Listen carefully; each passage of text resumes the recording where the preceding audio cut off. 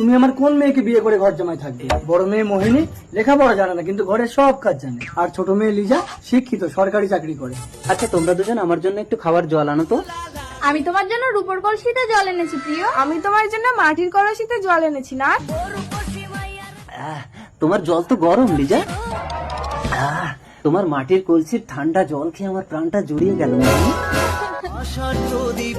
লিজা কাঁদিস না লিজা, আমি তো মায়ের মতো। মিথ্যে, তুমি পারবে তোমার বরের প্রথম সোহাগরাতটা আমাকে দিতে?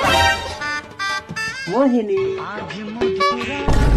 কি লিজা তুমি? প্রিয়, একবারের জন্য অন্তত আমার কাছে এসো। অসম্ভব। প্রিয়, মোহিনী মা, তুই এ কি করলি? তুমি লিজাকে বিয়ে করে নিও না। না এবার তুমি আমাকে বিয়ে করো প্রিয়। কখনো না। তুমি যদি মোহিনীর সমাধিতে গাছের শুকনো ডাল পুঁতে তাতে ফুল ফোটাতে পারো তবেই আমি তোমাকে বিয়ে করবো লিজা। দিদির সমাধিতে শুকনো ডালে নকল ফুল লাগিয়ে প্রিয়কে দেখিয়ে এবার আমি বিয়ে করব। যাই, শুকনো ডালে আমি ফুল ফুটিয়েছি, এবার কিন্তু আমাকে বিয়ে করতে হবে। ফুলগুলো গেল কোথায়? আবার নকল ফুল লাগিয়ে আড়াল থেকে লুকিয়ে দেখবো কে আমার ফুলগুলো নিয়ে যায়।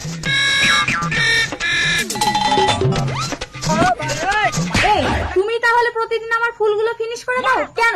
তোমার জন্যই প্রিয় আমাকে বিয়ে করছে না। কারণ আমি তোমাকে বিয়ে করতে চাই লিজা।